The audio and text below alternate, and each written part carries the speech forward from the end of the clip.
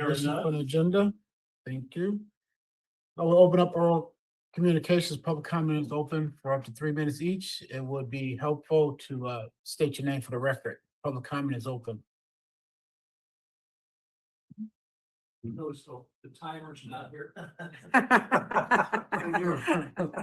Where is it there? Good evening, Back up. Mr. Chair and members of the board, Mr. Stoll. Some of us recall there was an old newscaster named Harvey based in Chicago. And his famous thing was, he always ended it with, "This is the rest of the story." Some of you are probably too young to remember him. But anyway, I just want to point out the rest of the story was an editorial in the Herald last Friday by Jeff Davey, head of Coalition of Peninsula Businesses, which really stated very carefully and very explicitly why it's not appropriate to drop out of the CDO at this time until such time as the desal plant looks like it's going to be online. So some of us believe Mr. Davey, and he speaks for a whole group of organizations as the chair of that coalition. If you haven't read this, I suggest you read it. It's a different story than what you hear from the assistant director and the director and the staff. It's what a lot of the community believes. So we still have a divided community, but still we need to make sure true facts and arguments get out to the public. And I'm hoping to hear more at some future time about your proposal to have a committee for putting out information to the community. There's definitely a need for that. So thank you very much.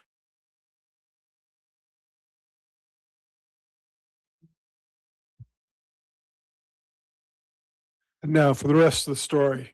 Michael Bear, now hailing from Pacific Grove, California. Good to be back in town.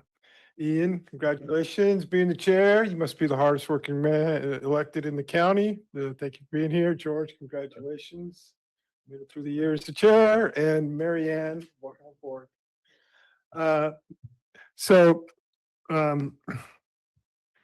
The CP, I got a couple of points I want to make about my problems with CalAm. The CPUC has a quarterly report they put out. It's what they're supposed to do. And next quarter, they will surpass $250 million on this project that hasn't even broken ground yet. It hasn't upgraded the budget in 8 years since 2018. And it's proposing a size, 4.8, that 10 years ago, they said did not work through economies of scale. So the CPUC is not doing its job. The costs go up every quarter, and $250 million, they haven't broken ground. The second point I'd like to make is to direct council to review the 2016 hearing from the State Water Resources Control Board in Sacramento. I think it was June, when they were going for their last 5-year extension on the CDO. And at that time, George and I drove up to that in Sacramento, before you were elected. And the staff was talking about the three-legged stool, expansion of Pure Water Monterey, ASR, and the desal plant. And at that time, they said the desal plant looks like it's ahead of the game, it's further along. But the staff also said, if you meet the budget, it doesn't matter who meets the budget. And I think this is a really good argument. It's just like 20 minutes, go back and look at it, that you can say, look, we met the budget, because now supply exceeds demand by 20%. We're storing more water than so I think that's an argument for the CDO, drop the CDO, pressure CalAm to answer to the ratepayers why they are against it, and why they've spent $250 million before they broke ground. Thank you.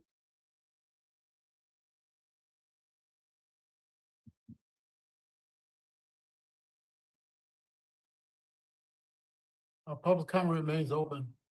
Yes, I have Susan Schiavone. Susan, when you're ready. Good evening, board, staff, everyone. Do I have an echo?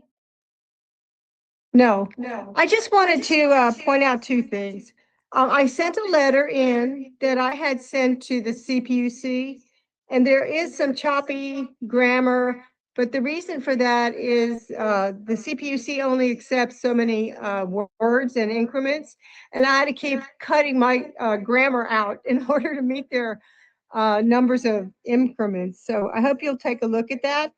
And the other thing is to offer an alternative to Mr. Rowley's editorial. I hope people also saw the editorial written by the Land Watch director, Michael DeLappa, where he also put out some very good information. I believe it was in the Herald as a guest editorial.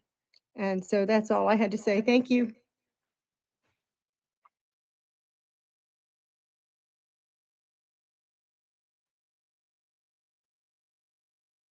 Chair Oglesby, I see no other raised hands. Thank you so much. Public comment remains open.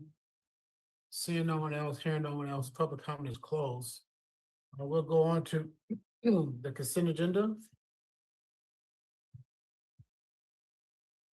Item 1, consider adoption of minutes for regular board meeting, January 26, 2026.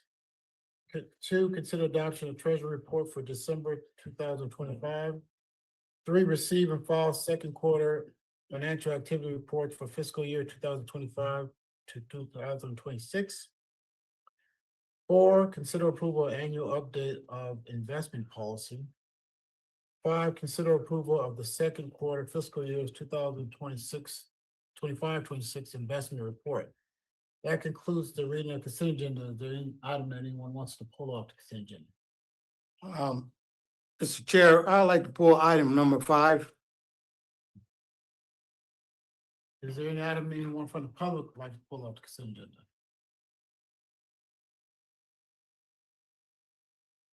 I see no raised hands.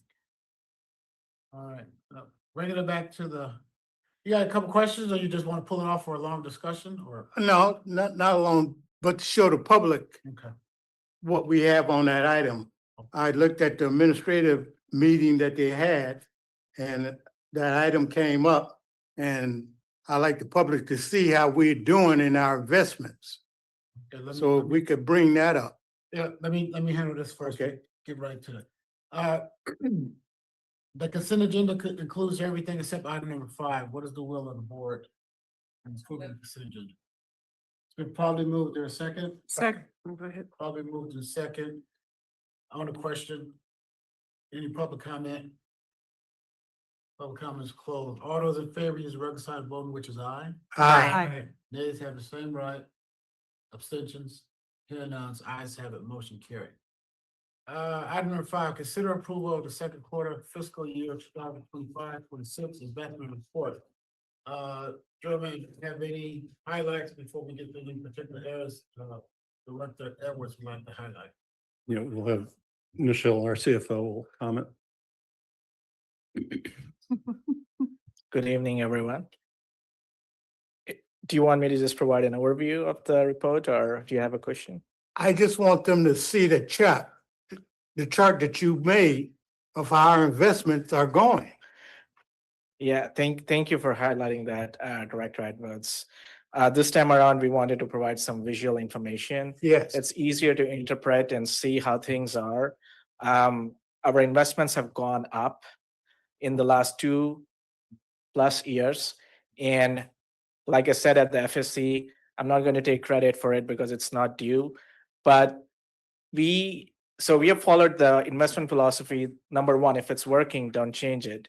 Number 2, if it ain't broken, don't fix it. So what we have done so far is we have made some optimization decisions. And so we have moved money into high yielding accounts such as LAIF and MBS, multi-bank securities. And so if you look over a span of 1 year, there's an additional 2 million that has gone into LAIF that was earning us 4%, and multi-bank securities, also an additional 1.5 million. So our investment income has risen, and I don't know if Sarah can bring that up. but that summarizes, like, so we have been earning pretty well, and that's kind of offsetting the loss in some of the other revenue streams that we have seen in the last 2 years. And so as a fiduciary, we are required to follow the threefold objectives of liquidity, safety, and then earning a reasonable return. And we have tried to kind of fulfill on those three objectives. I Okay. think there's a graphic. Yeah, I'm gonna grab it, Page I'm- 48. There we go. like zoom out. Actually, there are two of them. Well, yeah, while she's doing that, is there any questions or comments? Director Edwards, you got anything you want to say about this? Well, It's the next one. hey, we're doing good. I was talking to the general manager, I believe it was Friday on it, and he hit it. The way things have been going, the Fed has helped us a little bit. We may think things are bad out here, but on the other side, things are good for like public agencies and investments through the feds. So I just want the public to see that graph up there, how we were flat and then we start going up with these interest rates, the way the Fed has held them and raised them and lowered them or whatever. We are still doing good, and we're doing good in our investments. So that's all I had on that one. I just wanted to highlight that after seeing it on the administrative committee, that we're doing good. And I think the public got to see how well we are doing. Thank you. Thank you. And just to set the expectations for future, there is an unrealized gain component that's an accounting thing that might be like increasing the returns, but that's only 15%. So our portfolio has gone up even without the unrealized gains. So Well, thank you. thank you for bringing it up. Thank you. Public comment is open.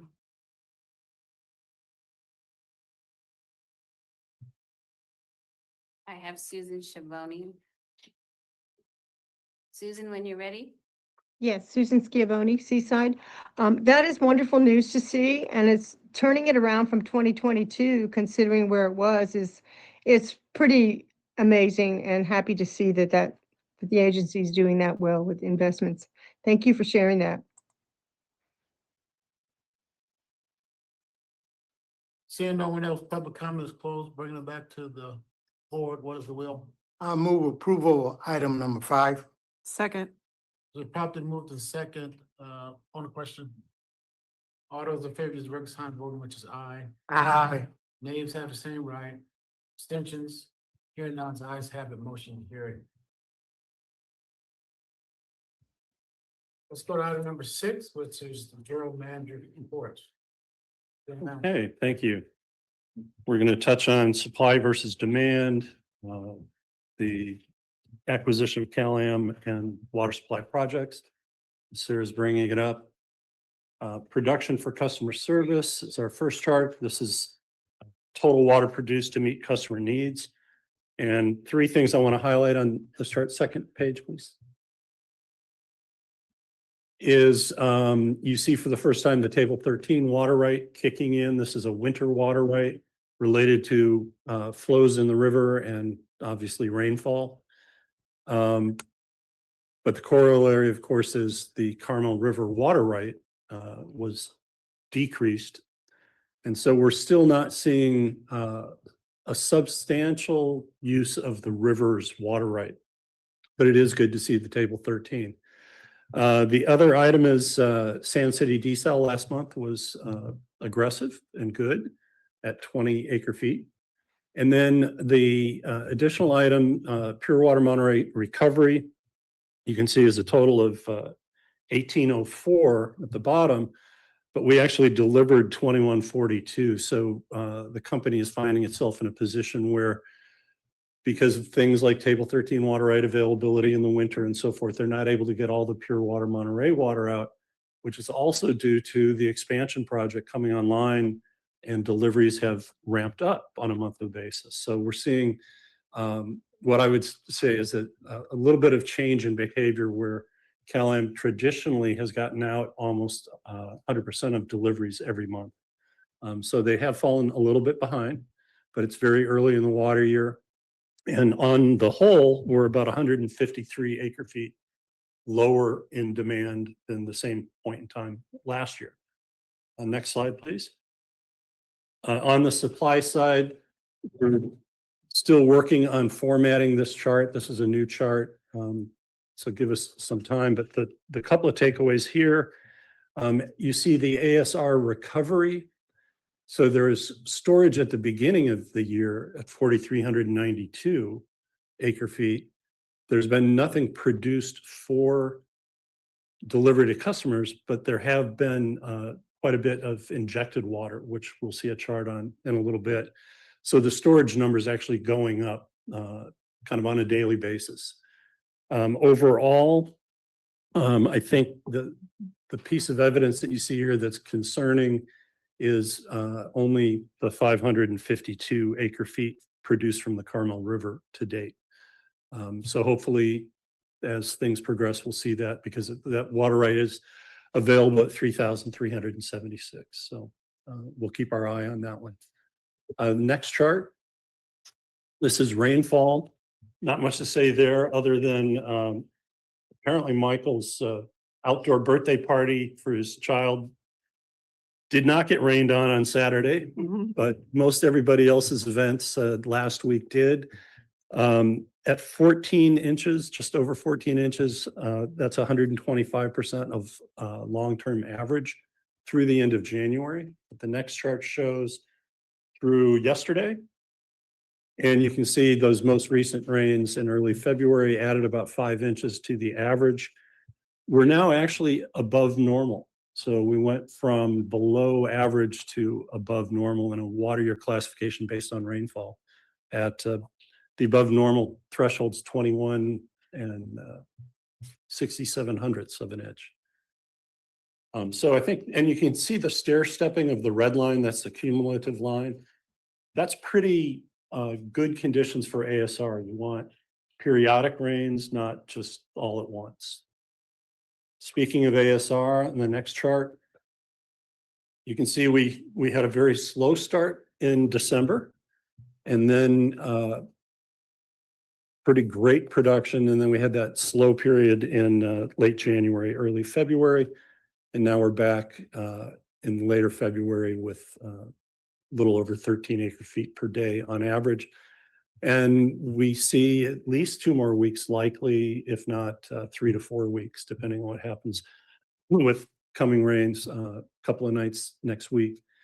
At 13 acre feet per day, that's close to 200 acre feet in a 2-week period. So 390 in a month. So we are looking good, but the long-term average is about 1,200 acre feet per year of available supply. So we don't really know if we're going to end up on the average, but it is looking good. And there's the total storage number up from what you saw on a previous chart at the beginning of the year. Turning our attention to water supply projects, just an update, actually related somewhat to Mr. Bear's comments on the CalAm desal plant. Next slide, please, Sarah. CalAm did file its SEC filing, a Form 10-K for the annual year ended December 31st.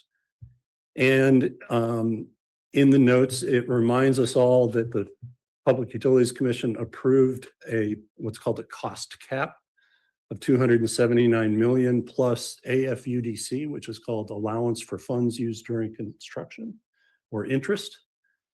And the 10-K says that they have incurred $324 million in aggregate costs as of the end of last year, including 107 of the AFUDC. So these can, add a little bit of storyline to those numbers you heard reported. The next chart shows where that all comes from. So the 324 aggregate minus the 107 of AFUDC means there's 217 million of expended project-related funds.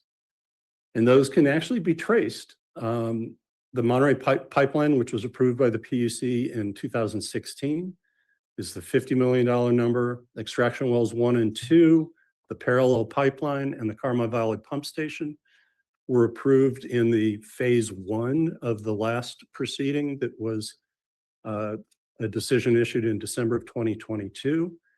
And then extraction wells 3 and 4 were also approved, and a decision or confirmed a little additional monies were allowed by the PUC in May of last year.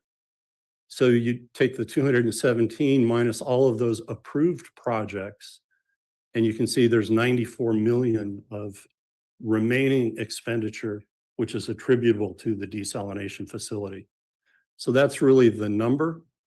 But keep in mind, that's with the AFUDC taken out. Now, AFUDC is approved with each project, and there's been about 8 million of AFUDC on the projects that have been approved and made used and useful, meaning put into service. That's the Monterey Pipeline, the parallel pipeline, and the Carmel Valley Pump Station. When extraction wells 1 and 2 come online, then that AFUDC number will become known and so forth. But what that means is 107 minus around the 8 million, there's 99 million of AFUDC. So the combination of the two, the 94 million of expenditures to date and roughly the 99 million of AFUDC is all related to costs that are being carried on the desal facility since around 2011, continuing to be incurred to date. So that's where those numbers come from. As the speaker mentioned, the budget for the project has not been updated since really late 2017. But the actual numbers that have been expended are in the SEC filing and can be relied upon. And so this is basically where those numbers fall. Lastly, I want to update you on the acquisition. We have a case management conference tomorrow morning. I've looked in the magic 8 ball and I see that we will very likely split the case into a bench trial on the activation of latent powers, or what we call the LAFCO issue. And then the right to take, which is really the crux of the eminent domain proceeding, trial would trail that one. And there will be no schedule for it until the first case is resolved. But we do hope that latent powers trial will happen this summer. That will be what the request will be during the case management conference. And that concludes my report.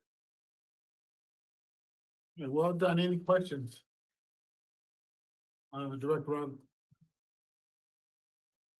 Dave, is the AFUDC funds, are they collected mid-year or something prior to the completion of the project? Is that an expense that gets plowed into the rates as you go along? It does get put into the rates along with the project costs. So when a project is declared used and useful, meaning it comes online, then the accumulated interest during construction and the project cost itself then get rolled into the rate base. So it's by completed project that's used and useful and goes back to PUC for approval. Correct. My second question is, didn't the PUC put a cap on the desal project? Isn't that in the 300 and mid 300? It is. It was 279 million. Okay. And I think it's in the footnote or on the first page. But it does not include the AFUDC number. So the Monterey Peninsula Water Supply Project itself is more than just the desal project. It was the desal project plus an interconnection to the Hidden Hills system, plus the Carmel Valley Pump Station, the parallel pipeline, which allows water to move towards Monterey in the Monterey pipeline. At the same time, water heading into injection in ASR was deemed to be part of the water supply project, as were the new extraction wells. So as those project costs accumulate and are actually approved, they're working against that $279 million cap. And so the math that we showed kind of calculates actual dollars spent and does show you that they haven't hit the cap yet. But that number inclusive of AFUDC is getting, precipitously close to the cap. It just seemed to me there are two numbers that are very dated and do not serve any purpose anymore because they're so dated. One is the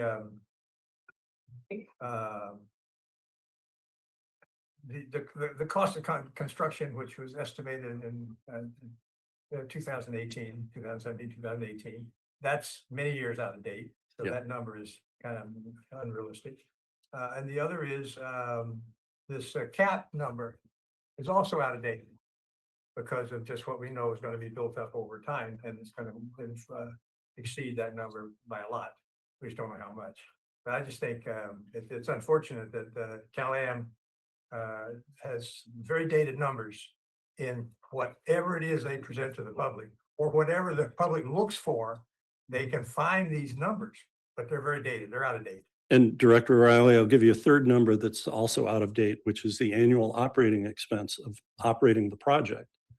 So we have done analysis on the California Construction Cost Index, which would be on the order of maybe 45 to almost 50% higher than 2017.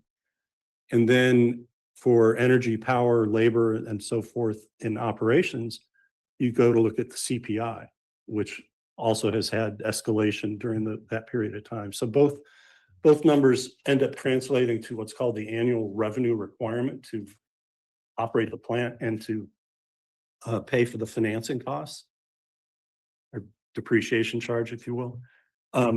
Those two numbers together have not been updated.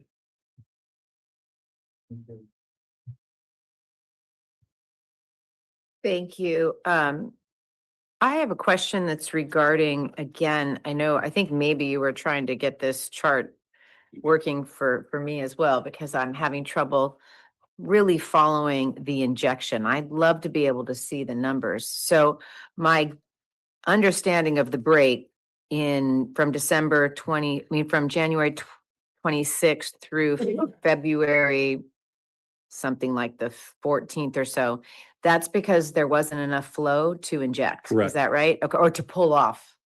Yep. So, The minimum in-stream flow requirement. so we're now probably going to see rain in March, and then that window, when does our season tend to wind down? The end of May. The end of So May. One year we had April rains and we Okay. kept going, and we don't. So that's why this goes to June. Okay, I got it. So what I would love to see, which would be helpful, is, so we've got cumulative injection. How this shows us, I see the 13-ish over here on the right-hand side for daily injection. But it would just be great to get a map, part of our charts that shows us, instead of 0, even though I realize the 0's there because we're not pulling it out, can we get a chart that shows us what we pulled off and put in acre feet? Yeah, we'll look at a different way to present it, because that bar chart that you were looking at. Yeah, The yellow bars are the daily amount that was injected, okay, and the blue line is the cumulative amount that has been injected. So the tip of the blue line is roughly that. 13 acre feet. Well, the blue line happens to land right about where the yellow line is, but it's actually at 486 cumulative acre feet. Oh, that's the cumulative going So with the this blue line, side. yeah. Okay, got it. So yeah, it would just be helpful, because it's, when I see ASR recovery and I'm looking at monthly production, right now we're producing every single day right now, Right. but we're showing zeros because it's not delivered to the customer. delivered to the customer. So wherever else that could possibly fit would be really helpful to me. Because the 4,392 number comes from many years. Yeah, correct. It's from several years. And Right. so it would just be helpful to see what we're doing. So we also know where we might want to maximize in the future, or Sure. follow up on it. Director Edwards. Thank you, Chair. Just to follow up on, under, Director Daniel, how much water ASR, pure water Monterey, 1 and 2, have we injected in the ground? What is our total storage? Is it at 4,888? Or is it a bigger number? It's a bigger number because we have an operating reserve for pure water. I would like for you to put in your Yep. report that number so the community will know how much water we fully have stored and how many years will that carry over. That's also good for the CDO that we have that water. Talking about, we have water in the ground and we talking about doing a bigger project, another project. But I think we can cover it with those numbers. My next question. I hear bench trial in the summer.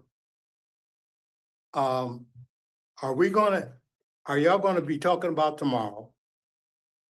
About, are we gonna wait for the San Jose court to put had a trial, put out a judgment on that before we do this next trial? Good question. And the Eight answer, hours. yep, the answer is no. We will ask the Superior Court judge to resolve the latent powers issue as a separate issue. So you may remember that we filed cross motions, a motion for summary adjudication from us and a motion for summary judgment from the Cal-Am's attorneys. Both were rejected, which left the kind of the opposing facts unresolved. And the judge said, well, when we get to trial, you can resolve them. I think I don't know if you were in on the discussion with David Moran of Manat, but our eminent domain attorney was, I think Dave Laredo was. I believe the conclusion there is, let's get that point on latent powers out of the way first. If the district loses, you'll have the opportunity to take it to San Jose, if you will, appeal it. If the district prevails, then that would mean that our current LAFCO appeal would become moot, and we would be determined to have the latent power is activated or is determined to be that it never was inactive, that we had activated it. That would then allow us to move straight to the bench trial on the right to take. Okay.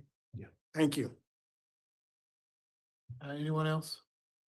I had 1 or 2 questions for you. Talking about the construction costs, Cal-Am's DCL construction costs. Is there any way to require them to update that number? We keep talking about it. So what I want to do is, if the answer is no, then we should not try to bring it up every 30 days. I know why they're not updating the number, because it's probably close to the limit, right? But is there any requirement, and you may not know right now, General Manager, but maybe that's something we can figure out. Are they required? Is there something we do to make them give it?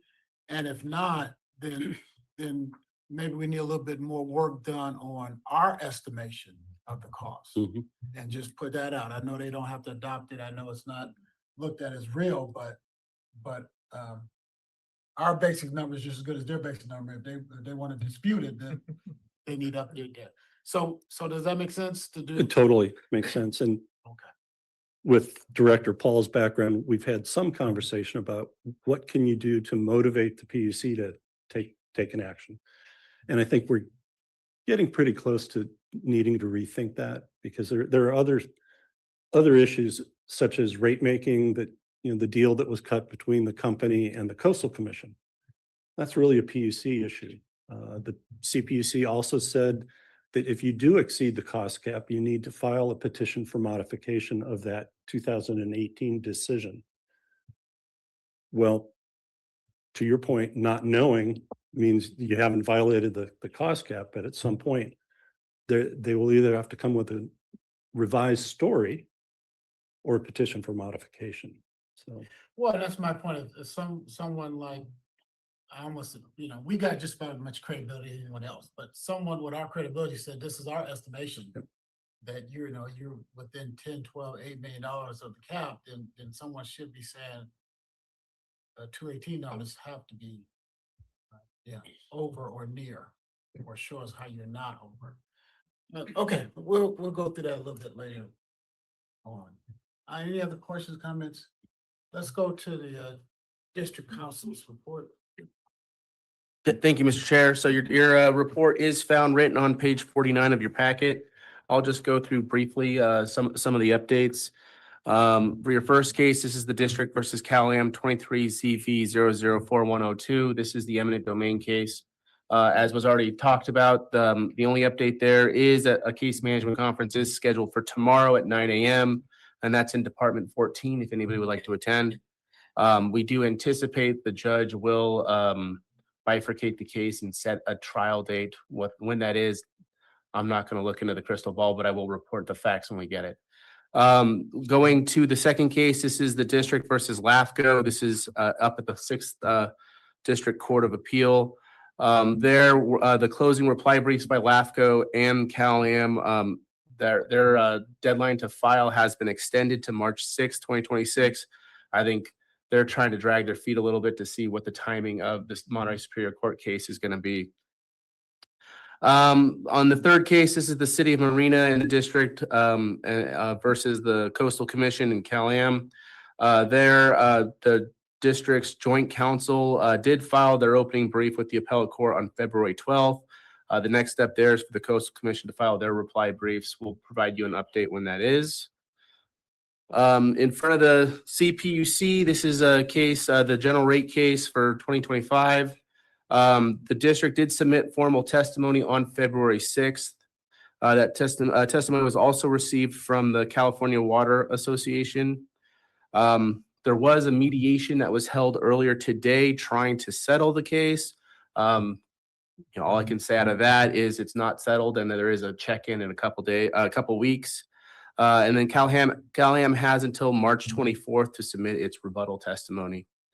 The only other outstanding case here is the district versus the State Water Resources Control Board. This is the attorney seeking attorney fees. All briefs on that matter by the district, Cal-Am, and Sierra Club have been filed, and a hearing is set for March 26, 2026, in front of Judge Charles F. Adams in Department 7th up in San Jose. That concludes my report. Are there any questions? Director Edwards. Thank you, Chair. At the admin meeting, I heard discussion over the taxpayers' lawsuit, the rebates. What they supposed to get back. Is it anything the public's supposed to do on that? Because I was hearing people receiving postcards or whatever and checking things. Do the public have to do anything on that? Not at this point. Not at this point. I want to bifurcate that because that's no longer part of the litigation report, that those matters have been closed. It's now an administrative process regarding informing the taxpayers and providing them information. And Dave, you have that timeline better than I do. Yeah, so the taxpayers received today, or their attorneys received today, a summary of the settlement funds and the allocation of the funds to the receiving parties. Hopefully tomorrow or within the next few days, they'll say, okay, great, we got what we need, and then we can go ahead and process checks. So Okay. checks will go out, I don't know, 5 days from now? In the month of March. Okay, 30 minutes. and the only reason I'm bringing that up, we need to keep the public informed, because Yes. listen to that meeting, I thought I supposed to have filled out a card or something. And I'm on a fixed income. I hate to miss anything. So, Yeah, in this case, every citizen in our jurisdiction who received a water supply charge already received notification, and they could opt out. Otherwise, they were treated as already opted in. So if a citizen did nothing, they're in for a refund check. okay, thanks for clearing that. There will be a series, we're into the 30,000 checks or so, roughly. So they're not all going to happen on the same day. So if you hear from your neighbor that they got a check, it may be that you're in the second, third, or fourth round of checks. Thank you. Director Riley. I have a question about the lawsuit that's not on the calendar here. And it's the Lone Star issue with Marina Coast and the water rights issue at the sand mine. Is there a way that you can update us on that as we go along, or can that be included in future reports? Because it's a water rights issue related to their desal. And it's, Yep. Yeah, and as soon as the decision comes down, we will notify the board of the decision, but all of the proceedings have been closed. The final amicus briefing, I believe, is closed. So it's all, you know, they had the trial, they heard everything, and it's just waiting on a judge's decision at this point. is there a prognosis on timing for the decision? We're not a party to it, so we don't have that intercommunication with the courts on that. I can ask, but we don't have access to that information. What I will say is we can provide a separate memo when that information becomes public. I am not going to include it in our litigation report because the district is not a party to that, even though we may have similar interests. We can prepare it as a separate memo as an update. Yeah, I'd appreciate that because it's a big issue. Anyone else? Before I go out to the public, I have one easy question. Joe Mack, you said the checks will start going out sometime in March. When can the last person expect to have received a check? And roughly, if they haven't received it by this date, then they can call and see if their name is even on the list. Mayor Gillespie, I wish I could provide you a precise date. We asked the same question to our attorney because it's all contingent on the effective date. And so all we know that it's supposed to be during the month of March. We don't have an exact date. As we get that information, we can pass that along. And I think we could even update it on our website because we are providing information on there. Yeah, that's why I would ask, just put on the website, if you haven't, this day, we expect everybody to have received a check. After this date, if you haven't, give us a call, Right. And some people are patient and they'll receive that information and just wait their turn. All right, that was it, just simple. Okay. Yeah, just a reminder, Mr. Rowley's check was used to buy a new timer. We'll open up for public comment. Public comment. Either one of those reports. Chair Oglesby, I see no raised hand. Thank you. Seeing no one here, no one, public comments closed. We go to director reports, including in the AB 123 reports on trips, conferences, attendance, and meetings on our behalf. Anyone? Good? Hey, just a quick thank you for the district, the GM, or whoever spoke at the CPUC, came down here in Sand City. Susan Savoni for her letter that was in our packet. I want to thank all of them for showing up down there and doing that and keeping the public informed of what's going on. So No, good comment. That makes a difference. it makes a big difference, and I appreciate all of them. All right. Okay, we'll go to item number 9. Consider second reading and adoption of ordinance number 200 and repealing ordinance number 152 on Joe Andrew. I think you summarized it perfectly. There's been no change from the first reading. The difference here is the recommendation is adoption. Okay. Yes, Director, of course. I move adoption. Well, I'm going to the public first. So thank you so much. Public comment is open. I see no raised hands. Seeing no one, hearing no one, public comment is closed. Bring it back to the board. What is the will of the board? I move adoption. Has been probably moved in second. On the question. All those in favor, is this a roll call? Roll call vote, yes. Director Daniels, Aye. Director Edwards, Aye. Director Riley, Aye. Director Paul, Yes. Director Gawain, Aye. Vice Chair Lindor, Aye. Chair Oglesby. Ordinance is adopted 7-0. Thank you. We'll go to item number 10, consider request by All Saints Day School for District Reserve Water for its Field House project at 8060 Carmel Valley Road, Carmel. Chair Oglesby, I'm going to recuse myself from this item. I have a son who's a current student at the school. Council, is that okay with you? That is an appropriate recusal. Thank you. Thank you, Chair Oglesby. Don't know where. Yeah, please, I'm sorry. please. No, it's fine. Members of the board, All Saints Day School is requesting 0.204 acre feet of water from the district reserve allocation to serve a new field house that's currently under construction near its athletic fields in Carmel Valley. The building includes locker rooms, changing rooms, 2 classrooms, and a multi-purpose space, and is expected to be completed later this spring. The project was originally permitted to use an on-site well. However, the school has later determined that using the well would require creating and operating a regulated water system, including storage tanks, pumps, ongoing permits, water quality testing, and a certified treatment operator. These requirements would create significant administrative and operational burdens. District staff agrees that the regulatory process to use this well is complex and unnecessary given the development of the Pure Water Monterey expansion supply, though that permit is not yet available for allocation in the county.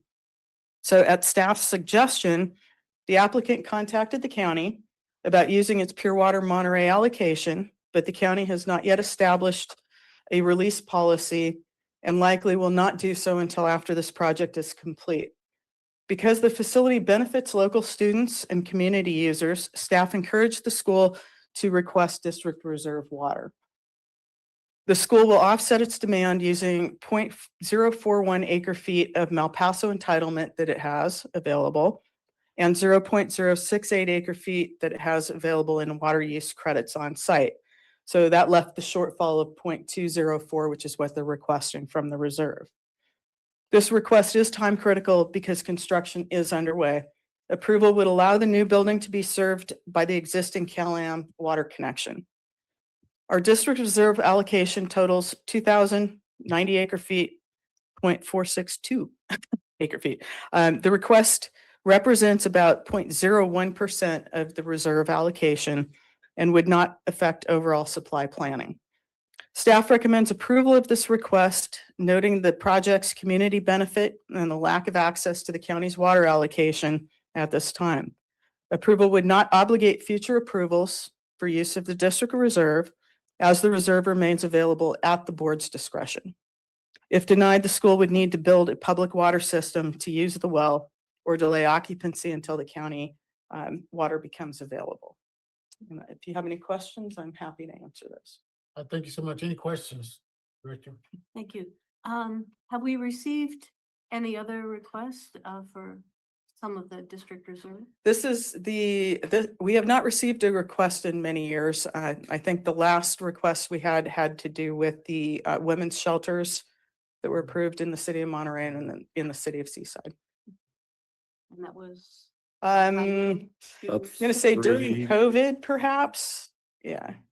Thank you. So we don't get a lot of requests for this water, but again, because of its proximity to the Carmel Valley area and the use of the area by students and locals, we thought this was appropriate. Any other questions? Director? I do have a question. About how many students in public does this serve? Do you have- Well, yeah? I have the head of school here and I'll let the applicant answer Okay. that question for you. Is Thank you. there any other questions from the board at this point? Yeah, for Stephanie or for? Oh, for Stephanie. Yes. Have we talked to the county about paying us back this water since they slow on doing what they should be doing instead of looking at pot lounges and stuff? have we talked to them about paying us back? That I water. will let Mr. Jim? Holt respond. We have a mechanism to do so. Okay, good. Thank you. Okay. All right, I will ask the applicant to come up and answer any questions from the board. Hi, I'm Sarah Brown. I'm the head of school. I want to start by saying something you know that I did not when this process started, that water is complicated. And so I want to thank the staff for helping me understand the process and walking the school through this and being so supportive, starting with the report that Stephanie shared tonight. I think just two things I want to point out is one, we originally approached CalAm about a wheeling agreement, thinking that could solve our problem, and realized pretty quickly that it was going to be expensive, time consuming, and actually not even address the needs that we had. Then we reached out to the county and asked about an allocation. We attended the public hearing on November 12th and realized also that there's not quite yet a plan or a formal timeline for when the county will have those allocations set. So we feel like this is the best option for us in terms of helping us complete the project. To answer your question, the school has about 255 students. This project does not in any way expand capacity of the school, increase the number of people who'll be using it. This building is for our current students to use. So it's like Stephanie said, it's classrooms, it's a multi-purpose room, and it has additional restrooms that would meet the needs of those classrooms in this building. So this doesn't broaden the scope of the size of the school in any way. Was that your question? That was my Yeah. question, but I also know, it also notes that it's going to serve the community as well. Is that the community through the students, or is it open to the community? Yeah, I understand. At sometimes our field is used for local soccer teams or community use, Boy Scouts and people who use the field. And so in that case, especially the restrooms would be open for folks to use in that Excellent. case. Thank you. That answers my question. Yes, of course. Yeah, can you tell us the Yeah. percentage of time, something of that kind of breakdown? Because by observation, it's extraordinarily busy there Yeah. every afternoon. So what percentage of that time is being used by league play that Yeah. does not include your students? Yeah, thank you. Sure. Yeah, I don't know if I could give you a percentage, but I could speak more to the day use of it. So our facilities are used by our students Monday through Friday. So afternoons, we have, our middle school may have soccer games or flag football games. But we are using those facilities every day, Monday through Friday during the school year. And on the weekends, we also are using it currently for community use for, local YMCA type teams to use it for soccer or flag football. By the school, are you entering into a lease or rental? In some cases, yes. Yeah.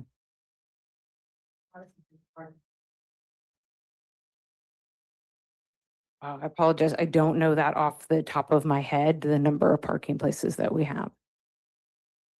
So when it's so busy, it seems that that's not for flag football.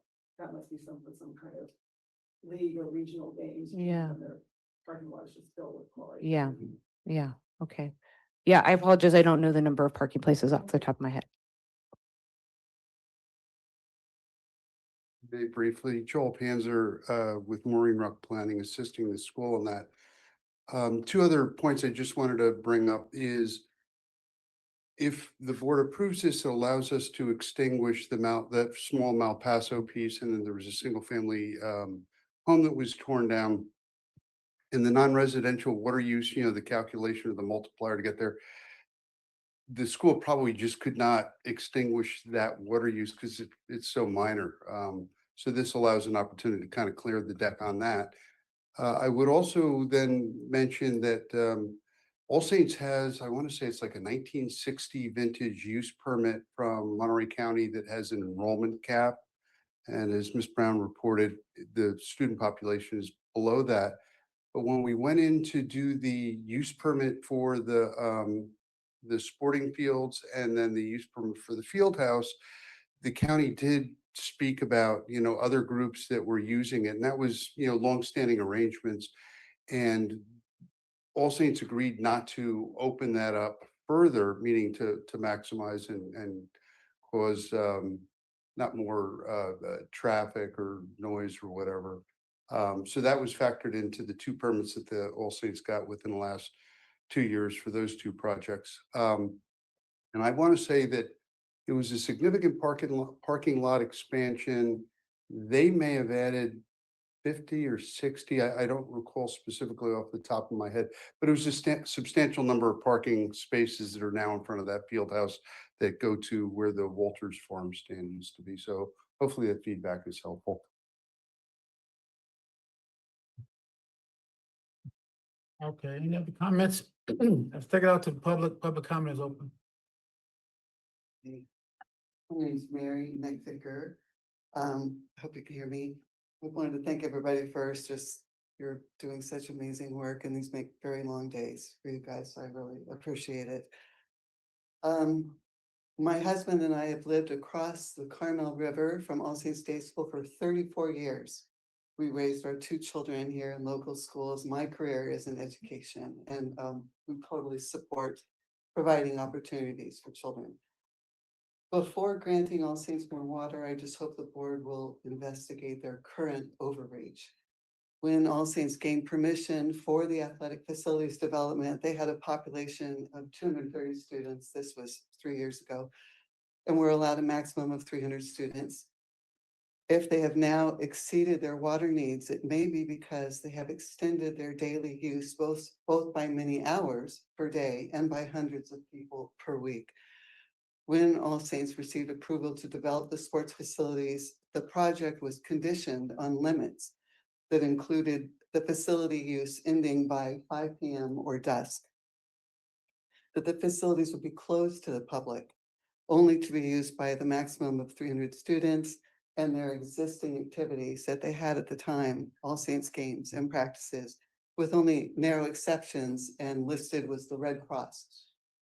No increase in vehicle trips, no new classrooms, no new lighting, no encroachment into the riverbed, and no erosion risk. Despite these stipulations, today we see all new traffic on weekend events for school teams from across the county. Evening games and practices that are illuminated by 5 portable generated floodlights that look like this. There's 5 of them. Those are listed in the Monterey County ordinance as unacceptable. And athletic event noise in the evenings and on weekends. The fundraising page on the All Saints website explains that its fundraising goals include for the field house intended new classrooms and community events, which to me is the public. Student and staff access into the riverbed and community events in the outdoor learning areas. Yesterday, it was a beautiful rural Sunday morning. There was a constant stream of cars dropping off and picking up children at All Saints. I counted 159 cars parked in the parking lot and more coming in. There were about 10 referees, professional referees, blowing whistles, literally hundreds of parents, children, grandparents, babies, pulling coolers, carrying lawn chairs, playing on the school play structures.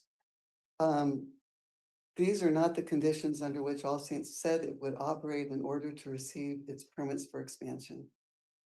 Our quiet neighborhood has changed after 34 years. In the last 2 years and more, the noise often begins at 7:30 in the morning and ends at 7:30 at night. There's noise on Saturdays, Sundays, and holidays. Floodlights shine across the previously dark riverbed. Part of being good neighbors, good citizens, and good educators is understanding the reasons for limits and following them. Children should understand that neighbors and the natural environment should be protected.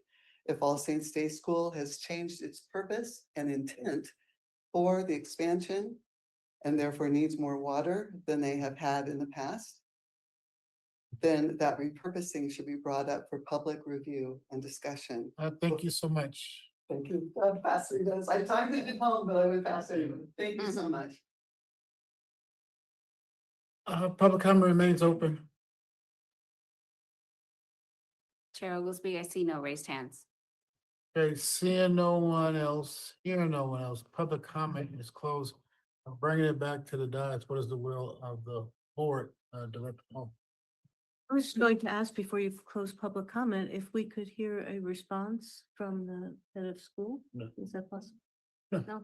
No, but I can give you Yeah. clarification on permit Yeah. requirements. Yeah, well, someone said they can't hear, so could you say what you said again, but I was wondering if we could give the head of school opportunity to respond to the information that was just given to us about the permit conditions and compliance with permit conditions.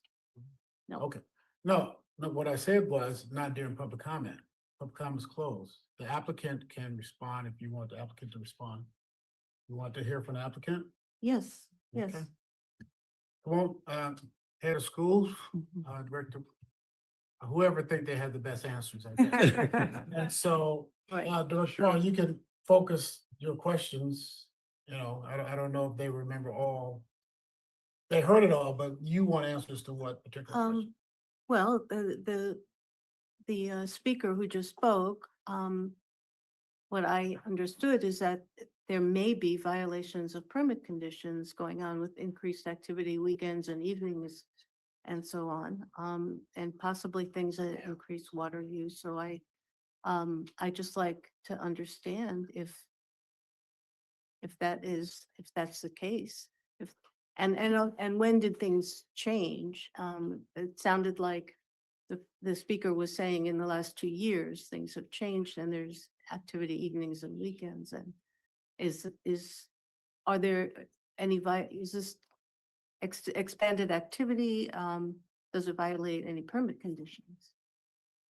So again, Joel Panzer, I worked with All Saints to obtain the two permits that I referenced earlier. One was for construction of the athletic fields.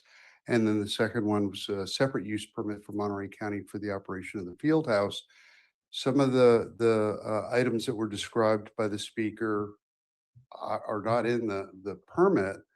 To my knowledge, and I'm not on campus as a regular observer, so to speak, but Mm. there was a very clear discussion with the former head of school and Monterey County about how that sporting field would be used, and it would just be to honor long-term commitments for groups that were already out there. And it was very clear to the county that no additional groups were going to be invited in to increase the level of activity.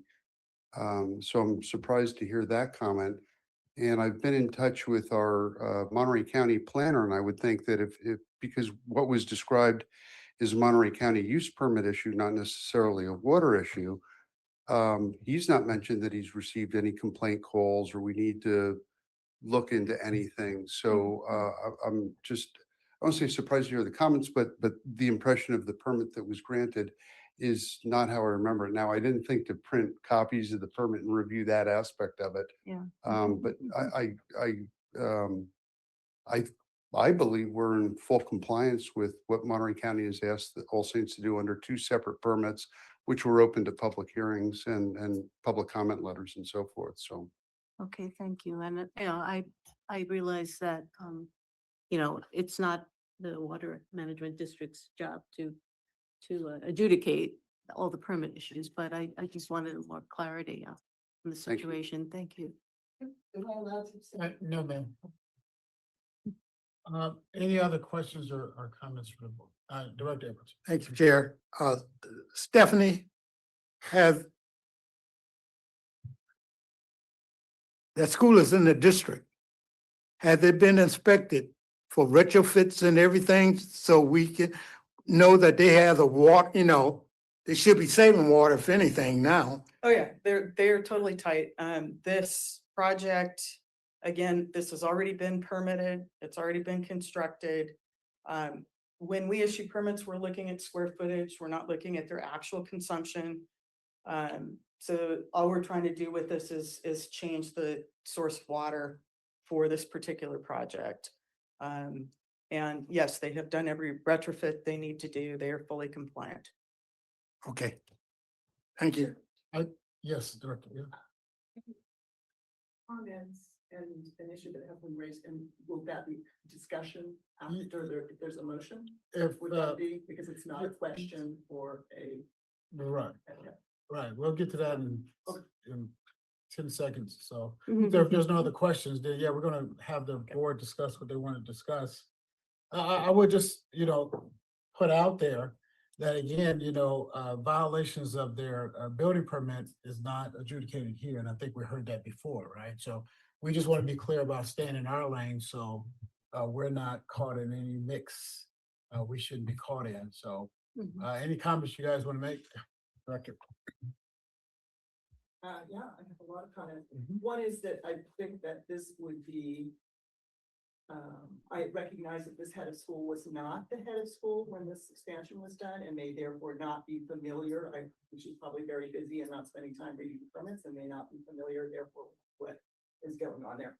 But I think this is extending the courtesy, and I would like to extend courtesies that support the appropriate and approved use. And I know that there is a problem in this area with intensification of use of all kinds. We have many venues that are party venues and it's approved for 10, but now it's 100, and then we have venues that are approved for, I know, someone's private birthday party and it doesn't need a permit, but now it's 250 people and did it need a permit, so on. So we just have a chronic situation there with intensification of use. And I do not think we have a public record about whether that has occurred here, but I think we have enough to make a question. And I have a completely different, I feel that there's also a question about community benefit.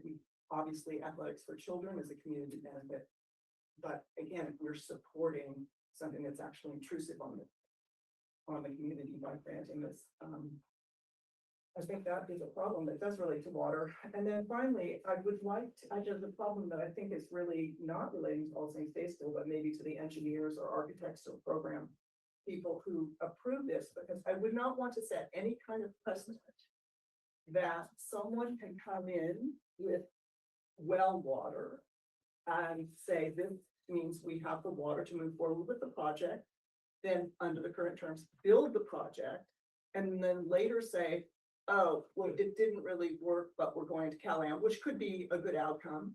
We have situations, for example, under the builder's remedy, which are coming up now. We have people who are saying, well, we have well water. And so we can do it now under the current terms that are in place, like the builder's remedy.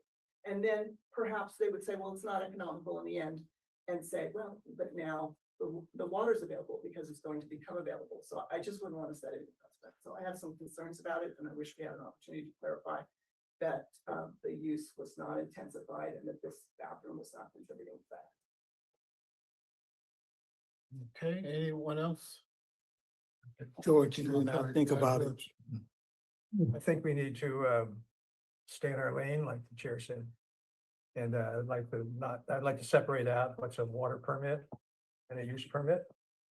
And the use permit is regulated by the county because that's the permit source. We're a permit source for water allocation only. And if the other jurisdiction has a reason why they can't afford or can't find the time to figure out how to make it work, we're in a position to do that for water only. So I would like to say that we should stay in our lane, consider the water permit. I think it ought to be authorized. And that would be my position. I'd make a motion whenever the time is right. I'll second it. Oh, yeah, to make it first. Rem- Make it, move approve, I move approval of the water allocation for. Second it. It's been properly moved in second. Are there any questions? On the question? Just Yes, sir. speaking on the second, Yeah. I agree. Looking at this, but I want the district itself to go back to the county and get the water back for the reserve. Don't forget it. I want to help them. I want to help all the schools if I can. And we'll be talking about that at water demand coming up. We got other schools that are going to need water. And we need to put that pot aside. But I don't want to get into the permitting on what's going on. That's the planning department of the county. And you need to file a complaint against them. If that's the place that should be, but this is about water. I don't like to talk about land use because we the water. So, that's why I second that, so we can move this along. I heard you, Director, over there. I heard you. Yeah, are you good? Yeah. Yeah, I heard the director and made good points, and I heard the public comments. But the thing is, we don't have information to adjudicate any of those comments. And then if we call ourselves deciding on those issues, we would not be on solid ground. And so if there are violations of the permit, then there's a proper place to take those. But here, we can't even really entertain it, to be honest with you. Definitely can't base our decision on what may or may not be happening out there. It's about the water, and do we have the water to give them? And so those are my comments. All those in favor use the record sign voting, which is aye. Aye. Nays have the same right. Abstentions. Motion carries. 1, 2, 3, 4, 5, 5, 0, 1. Motion carries. Thank you. Thank you.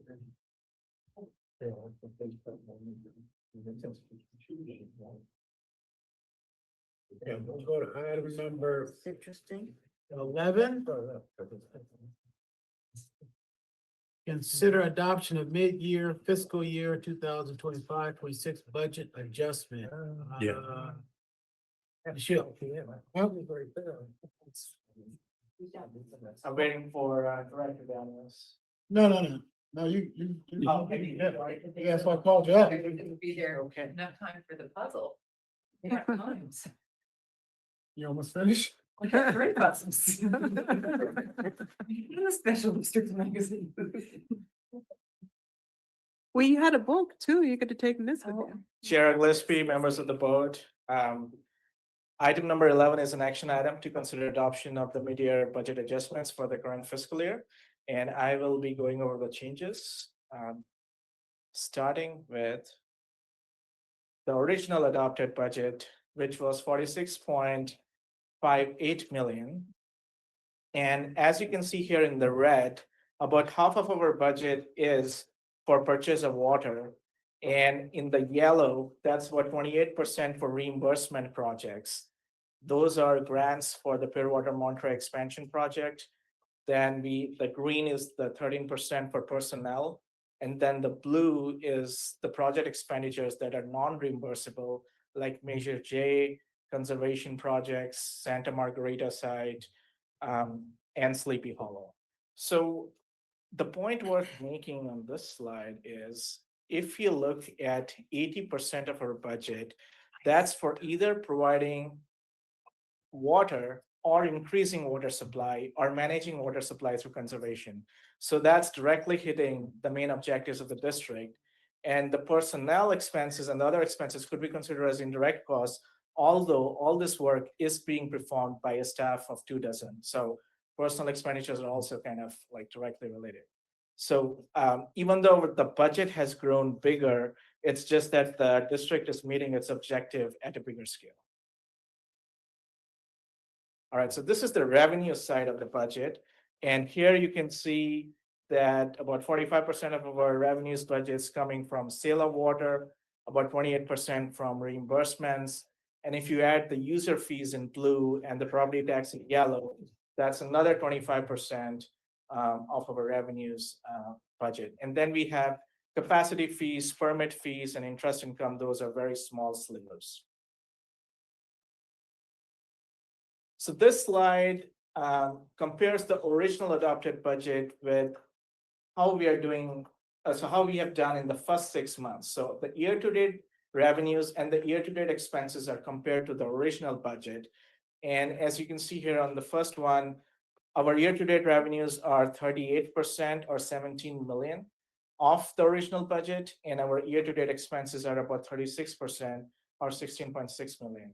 So this graph kind of gives us a clue that the budget needs to be adjusted or maybe adjusted down. And that's what's actually happening. This slide shows the overall mid-year adjustment. So we are reducing the budget by 4.3 million. And so the amended budget will be 42.2 million. And the graph on the right shows what the main adjustments are. So just two major categories. we are proposing to increase the purchase of water by by a certain margin, and then decrease the remaining project expenditures by 5 million. And I'm going to get into this a little bit more in the other slides. So that's the high level overview. Now here, this is a breakdown of Exhibit B. This is summarizing the changes to the operations budget, which is salaries, services and supplies, and fixed assets. So if you look at the very bottom, this is a very modest increase of less than 150,000. We are increasing the salaries budget by 190,000 or 3%. And that's because we need to account for vacation buyouts, which is allowed as part of the new MOUs that were adopted in 2024. The midsection is the services and supplies budget. In total, that budget is increasing by about 14,000, not much. And it's mostly professional services. We bought a new budget book software, and so that's the professional services fees. And then we have reductions in travel and meeting expenses. And then fixed assets, those are also getting reduced. The district placed an order for 2 vehicles, but we won't be getting those vehicles until August or September. And so we need to move this budget to the next budget year. And so that's a reduction in this year. So that's summarizing the operations. And now we look at the big one. This is the project expenditures, which is getting reduced by 4.5 million. And a detailed listing of this is shown in Exhibit C. Here we are just showing the 4 major changes. And I'm going to start off with the purchase of water. So the original budget included purchase of about 5,062 acre feet of water, which included 250 acre feet for the operating reserve and about 4,800 for sale to Calam. Now we have gotten updated numbers from Monterey One Water. So the amended budget includes purchase of about 5,200 acre feet of water. But we know that we won't be able to sell all of this to Calam. So we are redirecting some of those purchases to our operating reserve and our drought reserve. So we are proposing that about 250 acre feet be redirected to the drought reserve and about 523 acre feet be redirected to the operating reserve. And by doing that, we will fulfill our obligation, based on the agreement that we have with Monterey One Water, that will fulfill our obligation for the entire operating reserve if we are able to do this. And so this graph on the bottom kind of summarizes what's happening for water purchases. So we are anticipating to reduce the amount of water that's going to be sold to Calam by 385 acre feet and increase the amount of water that we put in our reserves by 520 acre feet. So that's the water side. The third item here is the Pure Water Monterey expansion project, and that budget is getting reduced by 3.5 million. And that's because of 2 reasons. Number one, when we proposed the budget, the original budget, that was done in about April, and we didn't know how much would be spent last fiscal year versus this fiscal year. And now we have that number. And then second, we did an accounting change, in consultation with our auditors, and we moved what's called the revenue recognition policy from 60 days to 90 days. And by doing that, we are able to recognize expenses and revenues associated with the year in the year the work is performed. So there were more expenses allocated last year and less this year. Now, in prior years, we had to allocate expenses in the last quarter to the following year. So there's a little bit, what we're trying to do is accurately depict finances so they match operations. And so that's what we're trying to do. So the combination of those 2 things is Pure Water Monterey expansion is getting reduced by 3.5 million. And then the IRWM 1 and 2 grants, these are for stormwater capture. Let me take a breath. So this is dependent on the spending by our project sponsors, which includes the city of Monterey, the city of Sand City, and the county. And so this pace of spending is driven by these other public jurisdictions. These projects aren't being billed at the rate we thought they would be, so we need to decrease that budget by 1.5 million. So that summarizes project expenditures. This was a heavy slide. I like once. This just summarizes what's happening at a very high level. So we went from 46.6 million to 42.2 million. We are increasing personnel budget and services and supplies budget by a small margin, and most of the changes is happening in project expenditures and fixed assets. All right, this slide is summarizing Exhibit A. So now we are looking at the changes on the revenue side. And the major changes here are per water Monterey sales are going down by 1.6 million, as was explained before. We are increasing the budget for capacity fees and interest income by 150,000. And then we are reducing all the reimbursement related revenues for the expansion project and the IRWM grants. Now, what's worth noting here is on the fund balance, which is general reserve, we anticipate to dip into our fund balance and use about $2 million of our fund balance for the operating reserve and the drought reserve. So that brings us, all those changes bring us to 42.23 million.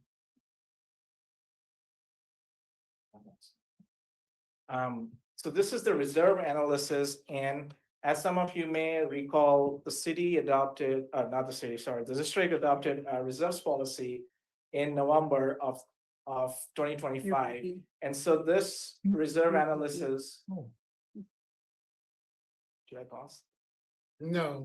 Yeah, this reserve analysis just reflects that new reserve policy. And what we did in the reserve policy is we designated what are the types of reserves that we need to have and what are the minimum target levels for those reserves. So we deleted the litigation reserve, and then we added a capital project reserve and a compensated absences reserve. And these reserves are for our known liabilities.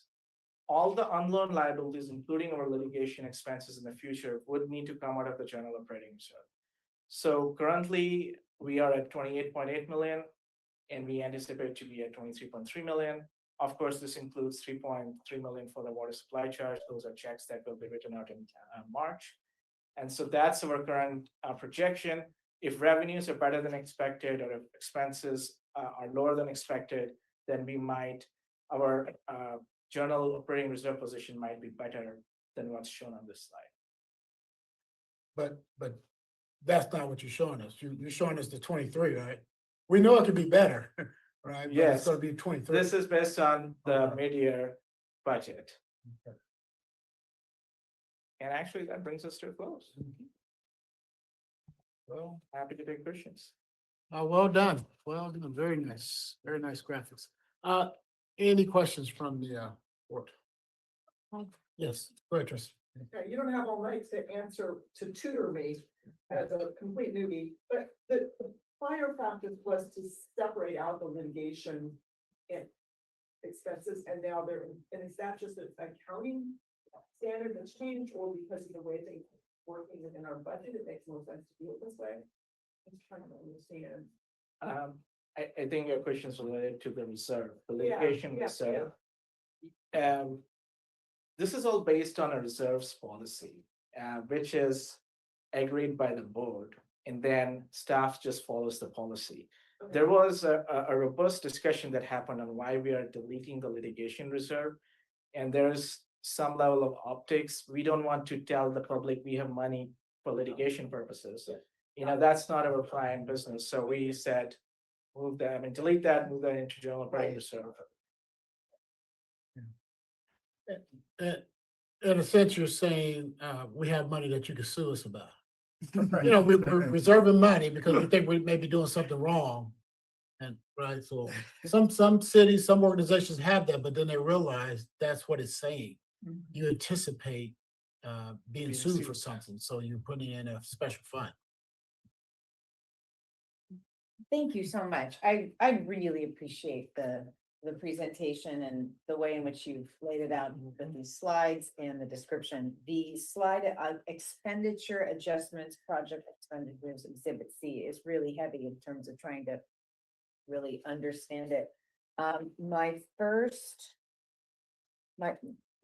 point is just a comment. It's not a question. I don't like to get political, but I'm just gonna say that we sell water.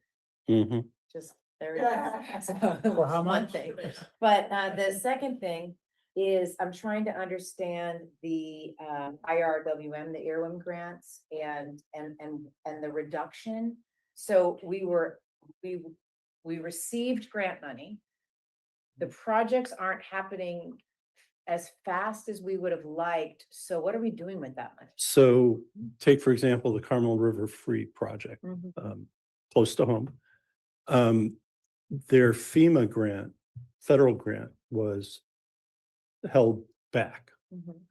So we had a grant that we got through the IRWM program on behalf of the county. That money exists, but the county can't spend it until they get all their other grants in order. Great. So that grant will just sit there accumulating interest probably for the county. Have we already turned it over? We haven't. No, we act as a pass-through when someone expenses, let's say the county expenses funds, they will send us an invoice. We will turn around and tell the state, this is a eligible expense, please give us the funds, and then we'll take those funds and actually give it to the county. And so if something isn't expended, I think these grants are till 2027, 2028. So we have some time. And if we think that a public agency isn't spending funds, then we basically tell them, hey, you have this pot of money, now's the time to spend it. We try to do it through our project engineer, who I think stays on top and has direct contact with the public agencies. So I misspoke in that it's still sitting with the State Department of Water Resources. And we have till 2027, so we'll probably see it on our budget next year. Yep, and Sand City had a similar issue with their stormwater project, that they just have personnel limitations and they haven't been able to get going. Got it. Okay, this makes sense. I just wanted to make sure I understood what was happening with those funds. Director? Yes, I have a question. This will be for our general manager about the water purchase agreement. So under the water purchase agreement, we're obligated to deliver a certain amount of water every year. Right. CalAm is not obligated to buy all of it. Is that? Well, they are. I thought they were. So Right, and so we're in that, call it the in-between stage, where we have not declared the performance start date, term of art. And when we do, from that point forward, we're obligated to deliver 5,750 acre feet per year. And CalAm has to purchase it and take it. But the project is seasonally variable. So in the winter months, there's more water available, summer months, less water available. And so here we are in the winter where the expansion came online, October, late October, and delivery started going up. But we also have this reserve requirement, the operating reserve, that needs to be stepped up an amount. And we've kind of looked and we said, well, the water purchase agreement does allow us to step up that reserve 3 years after the performance start date. But because there's so much water being produced right now, and CalAm doesn't really know if they need it or if they don't need it. And I mean, they're kind of getting used to these increased deliveries. We said, well, let's be opportunistic and let's get the reserve up to where it needs to be now, instead of waiting until after we have to deliver more water contractually, so we can get it while we can. And then we looked at drought resilience, and we do know that in multiple years of drought, the expansion itself may not have, maybe short 145 acre feet to 345 acre feet, depending on testimony and conditions and so forth. So then we said, well, while we're doing this front loading and being opportunistic, let's perhaps also put some money towards a drought reserve. So the concept is fill our operating reserve fully up in advance, and then put 250 acre feet aside while we have both the water and the money to kind of protect us against a drought event of 1 to 2 years of duration. We may come back to you next year, because that will also be an in-between year, because we'll have declared the performance start date no later than February of 2027. So now we'll have one of these other fiscal years that cross over two kind of water situations. So we may try to get another 250 acre feet for the drought reserve, and then step back and just deliver what the contract requires. Well, thank you for that. I'll put aside for now, like how the performance date is determined, because that's kind of not what I'm focused on right now, but it's really good to let the public know that we are currently, we're taking advantage of the situation with to make an investment in both increased operating reserve and drought reserve right now. And so we're spending money on it. We're putting that water in the reserve. But this is not financial reserve. This is water reserves, which is, very, we're doing it sooner than we have to, right? Because we can do it. And it makes sense to do it. So I just think it's worth pointing that out for the public. Director Riley. Thank you. On that point, 5,750 acre feet is the contract commitment. I think the Monterey One Water was going to supercharge their effort and produce more than that. Have they done that? And then how do we treat that too in the calculations if they do produce more? So we've had multiple meetings. One meeting on water production in the foreseeable future, one meeting on finances, one meeting on allocation of overhead. So we're really focused on the project right now as it steps up. I wouldn't hold out hope for significant overproduction, which is one of the reasons why filling the reserve in advance is probably more sensible. That being said, they gave us very positive news on how much water they could deliver. We didn't think they'd make it in February, and it looks like they'll make it in February. So I think what we're seeing is there will be sufficient water to not breach the contract, but it's not clear that there's going to be sufficient water to really perform filling reserves later. And, I'll be a little honest, now that we've got 5 years of operating history under our belt, we probably have too big of a reserve, but it's what we agreed to. But it is an asset on our books that's booked at the then cost of water, which means if we ever have to tap it, it'll be at the future cost of water. So it's not a bad asset to have. The hard part will be if you have to tap it and then you have to refill it, what will be the operating conditions at that time? And I think right now, until we get to the future, we don't want to assume that there's going to be a whole lot of surplus once we deliver that 5,750 per year. So to be managed as the facts emerge. There are penalties for breach that the first water purchase agreement did not have. So we're very finely attuned to,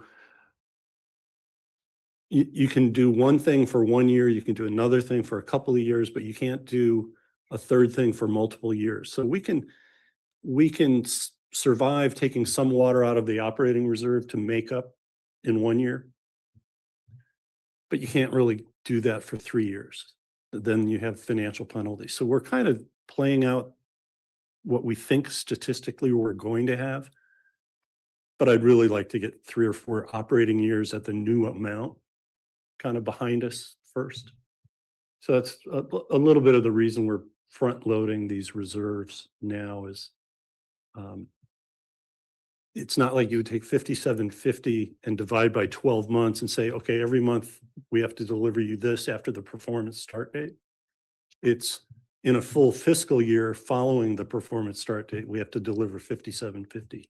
So that's how we have these 2 years of a little bit of one, the old contract, a little bit of the new contract, a little bit of several months without the performance obligation, and then 5 months with it, that we can kind of move water around to our benefit, except not our financial benefit, sorry. But Okay. All right, no, Yeah. I'm satisfied, thanks. yeah. All right, anyone else? We'll take it out to public comment is open. Cheryl was I see no raised hands. Thank you.